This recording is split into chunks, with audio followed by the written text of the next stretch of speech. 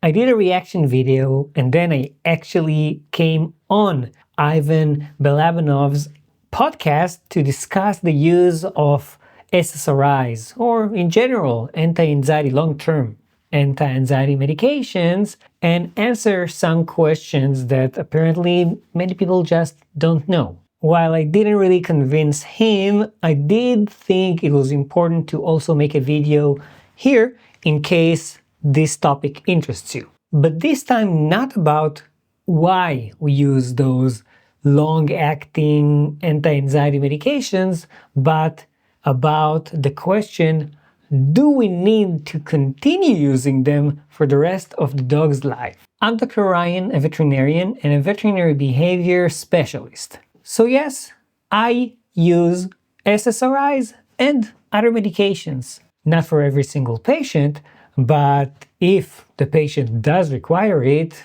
I will give it. Personally, I try to always tell the owners what to expect from the treatment in the future. My goal, and as far as I know, the goal of every veterinary behaviorist, or specifically veterinary behavior specialist, is to try and first use the least amount of behavioral medications, to use the lowest doses, and to use it for the shortest time possible.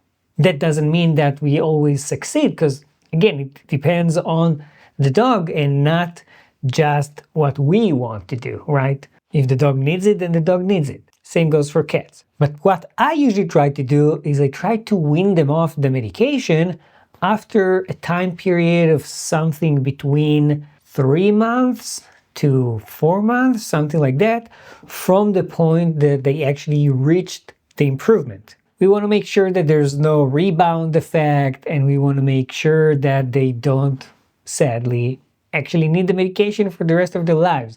And by stopping too fast, we will see those behaviors happening right away, and sometimes even worse than they were before they settled back to the level before we started the treatment. So it's not the treatment that's causing the behavior issues to come back, and sometimes to come back worse, but basically stopping it too fast. In some cases, after you wean the dog off, gradually the dog doesn't need it anymore. That's great, as long as you actually practiced and work with the dog on the behavior modification and the environmental enrichment. But in other cases, you see that when you start weaning the dog off the medication, all of the unwanted behaviors come back. Medications are not the solution. They're only a part of it, and they help us address the behavior issues. But there are a lot of other factors involved. So sometimes we might not end up needing the medications for a very long time.